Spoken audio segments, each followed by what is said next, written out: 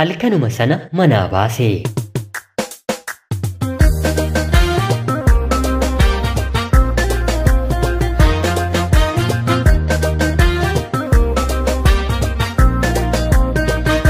Yoyyaa shamaa akkam jirtu kabajamtoota hordoftoota qophii Oromiyaa 24 nagaaf jaalalli tokkummaan bakka jirtan hundaatti hunda keessaniif yaa ta'u jecha guyyaa har'aallee seenaa addunyaalessaa nama barsiisuu bashannansiisu tokkoon isiniif qabadheen dhiyaadheeraati. Uummanni amantaa kiristaanaa hundi keessan bagaa ayyaana qilleetiin isin gahee uummanni Oromoo bakkeewwan garaagaraa addunyaa guutuu irra jirtan baga gammaddan baga gammannee gootonni siyaasaa waggaa tokkoo fi baatii 6 oliitiif mana hidhaa keessa turan Jawaar Muhammad Baqqalaa Garbaa Hamzaa Boronaa fi isaan waliin kan hidhaman guyyaa kaleessaa hiikamaniitii jiru. Egaan akkuma beekamu anillee tamsaasa Oromiyaa 24 naannoo torbee tokkootiif adda kuteen ture. Covid Omicron guyyaa 2 hanga 4tti bifa qufaa fakkaatuun namarraa namatti darbee nama qabu kun gara kiyya dhuftee anis Janawaarii waanii fi hanga gaafa guyyaa 6tti itti rakkachaa waan hin tureef kanaanan sinirraa fagaadhee dhiifama isiniin jechaa dhibeen kun guyyoota muraasa keessatti nama qabee nama gadhiisus haa ta'uutii garuu guyyoota jalqabaan lamaan hedduu kan ulfaattuu fi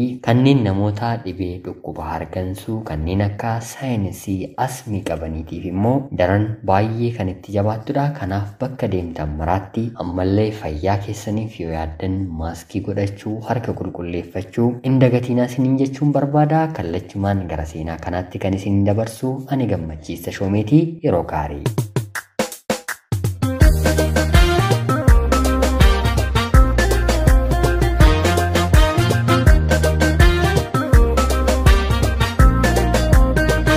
Dhaabbanni magaala keessatti biizinasiiwwan garaagaraa hojjetu tokko beeksisa qacarrii eebbifamtootaaf ni baasa. Yeroo kanatti qormaataa fi gaaffii afaanii hundumaa darbee qacarriidhaaf kan qophaa'e mucayyoo dubaraa tokko ture. Mucayyoon dubaraa kun fuulaan yeroo ilaalan hanga kanaatti bareedina hin qabdu. Inumaa namni isheetti galagalee ilaale heecc maal fokkistii kun immoo jedhamtee nama bira darbamtudha. Guyyaadhuma gaaffii afaaniif hoogganaan biiroo sanaa gara biiroo isaatti ishee waamu fuullee ijaa baay'ee gurraacha ta'ee fi guddaa ta'e godhattee waan jirtuuf jalqaba irratti gaaffiin ishee gaafate fuullee ijaa kana ofirraa baas jechuuni. Haa ta'utii garuu mucayyoon kun lakkii baasuu hin danda'u rakkinaaf hin godhadhaa jettee ni deebistiifi. Erga kana hoogganaan kun maal rakkinni kee dubbatamuu hin danda'amuyii jedhee yeroo gaafatuuni lakkii ni danda'amaa ijji kiyya lamaansaayyuu hibirkuu yookiin immoo bakki taa'umsisaa kan namootaa waliin wal qixxee qixxa lamaan irra kan taa'e otoo hin taane caafii ijaarra kan taa'edha jettee isatti dubbatti. Hojii kana hojjechuufoo sin rakkisuuyii jedhe yeroo gaafatu lakkii homaa tokkoyyuu na rakkisuu jettee ni deebistiifi. Maarreegaa haalli ija hibirkuu kun namoota tokko tokko irratti darbee ni mul'ata mitiire. Mul'achuu qofa otoo hin taane gariiniif bareedina isaanii baay'ee hir'isa. Namoonni darbee beeknu ija isaanii tokkotu rakkoo hibirkuu kanaaf saaxilama. Kan mucayyoo kanaa garuu ija lamaan saatu rakkoo kanaaf waan saaxilameef namni duubatti galagalee quba akka isheetti hin qabneetiif jecha fuullee ijaa guddaa gurraacha ta'e godhatti. Erga afgaaffii kana dabartee booda hojii yeroo jalqabdu hojjettoonni waajjira sana keessaa hoogganaa isaaniitiin maal ta'eetii namni kunii nama akkanaa fuula namatti hin tolle sanuu fuullee ijaa bareedina kan hin qabne fuula ishee waliin hin deemne godhattee kan deemtu kan qacare maamiltoota dhaabbata kanaa ari'uuf mooyii maal ta'eetii jedhanii gungummii dhiyeessanii. Haa ta'utii garuu hoogganaan waajjira kanaa hojjechuu kan dandeessu yoo ta'e ijji ishee hibirkuu ta'uunsaa hojiirraa waan ishee dhorku waan hin taaneef yaada keessan ammaaf hin fudhadhu jedhee gungummii isaanii ofirraa deebise.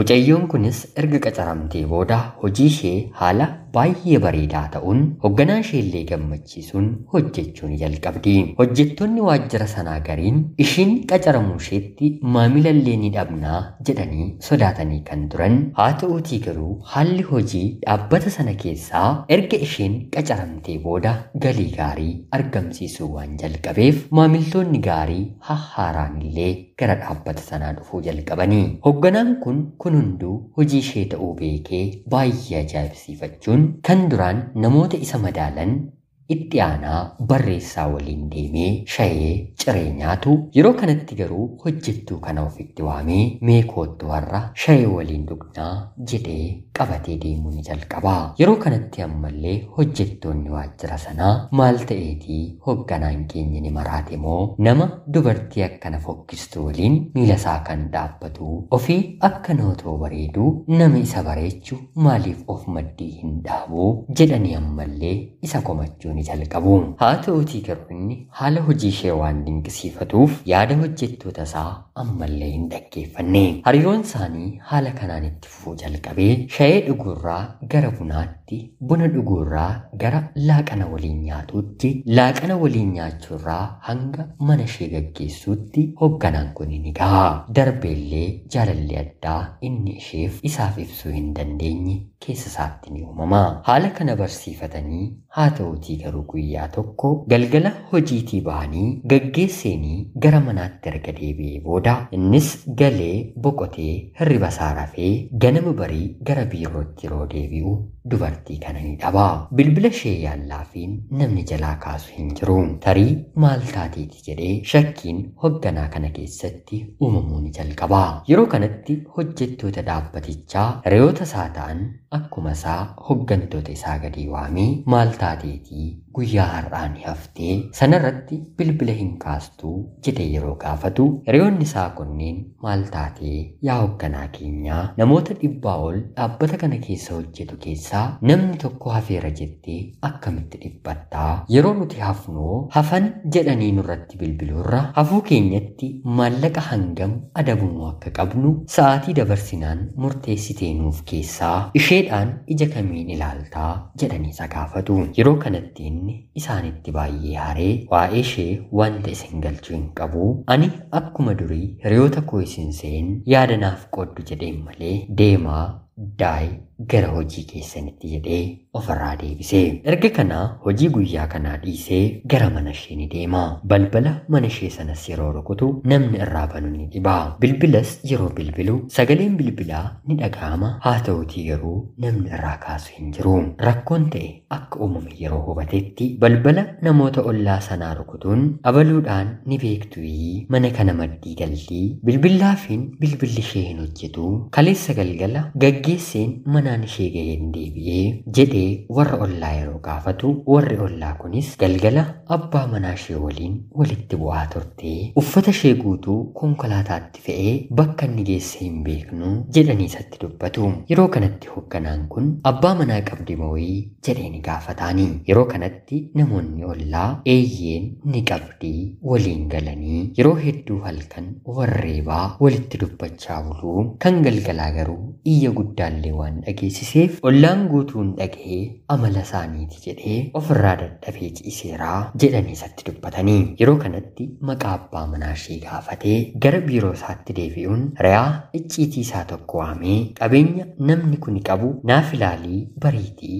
dafiina beeksisii jedhee isa gaafata. Re'aan isaa kunis deemee erga qoratee booda baadiyyaadhaa namni kun mana akka qabu bira gaha. Yeroo kanatti bakka isaallee qoratee hoogganaa kanatti yeroo himu hoogganaan kunis konkolaataa qabatee gara baadiyyaa kanaa deemuun mucayyoo kana ammallee abbaa manaa qabdi jedhee jaalala obbolummaa otoo hin hir'isiin barbaacha ishee gadi bu'ee magaalarraa baay'ee fagoo erga deemee boodas mana kana argachuun balbala rukutee yeroo seenu mucayyoon kun mana sana keessatti harkaaf miillaan hidhamtee akka jiraattu otoo hin taane akka duututti reebamtee qaamni ishee ququnca'ee argaa. Baay'ee nahee maal taateetii jedhee yeroo gaafatuuni rakkoo ture hunda itti himte. Kan si jaallatu yoo ta'e maaliif akkanatti sireebaa kan si hin jaallanne yoo ta'e immoo maaliif sin dhiisuu jedhee yeroo gaafatuuni na dhiisi jedhee kadhadheenis nan dadhabee jettee isatti dubbatte. Erga sanaa hidhaa harkaa fi miila isheerraa erga hiikee booda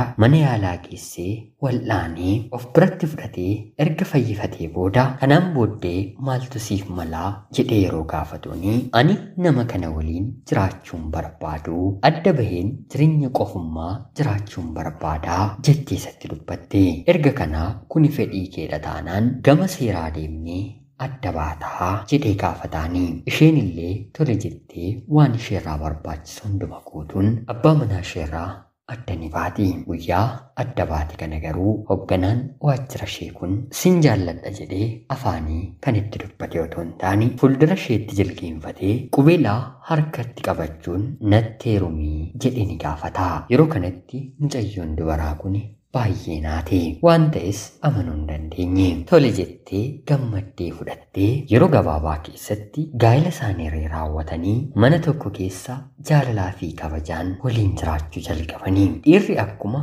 kabajaa fi ulfina barbaadu, dubartiinis kabajaaf ulfina barbaaddi. Rukutee qaama ishee kan miidhu hidhee mana keessatti kan ishee rakkisu yoo ta'e garuu kun isheef abbaa manaa otoo hin taane abbaa ormaati. Erga kana abbaan manaa ishee duraa gaabbee barbaaduunis bakka reebee hidheenii garuu deebisee argachuu hin dandeenye. Hangam dubartiin kun bifaan fokkistuu ijaan illee hibirkuu taatus keessi ishee garuu baay'ee miidhagaadha. Hoogganaa abbaa dhaabbataatu haadha manaasaa godhate. Silaas beekaan beektuu barbaada jedhama mitiiree. Isaaf beektuun dubartii bareedduu dhaabbii toltu nama hedduu biratti jaallatamtu otoo hin taane dubartii hojii dandeessu wanta jedhamte daftee xumurtu sanatu isaaf simboo bareedina ta'ee fi haadha manaasaa godhate. Wanti gatii qabu bakka isaa fi malle yoo taa'e gatii dhaba jedhama mitiiree. Abbaan manaa ishee duraa wanta isheen isaaf hin malleef bakka gaarii hin taane kaa'eeni. Haa ta'uutii garuu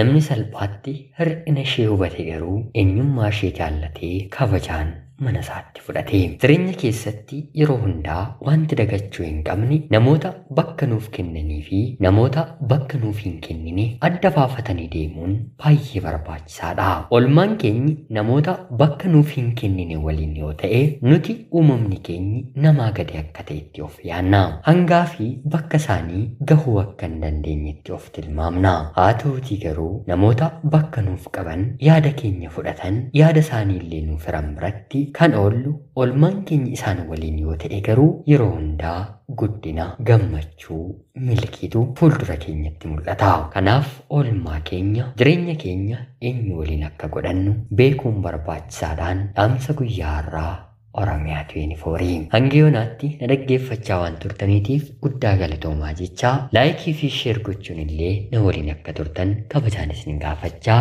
seenaa gara biraatiin hanga walitti deebinutti bakka jirtan maraan turtii gaarii isiniif hawwa.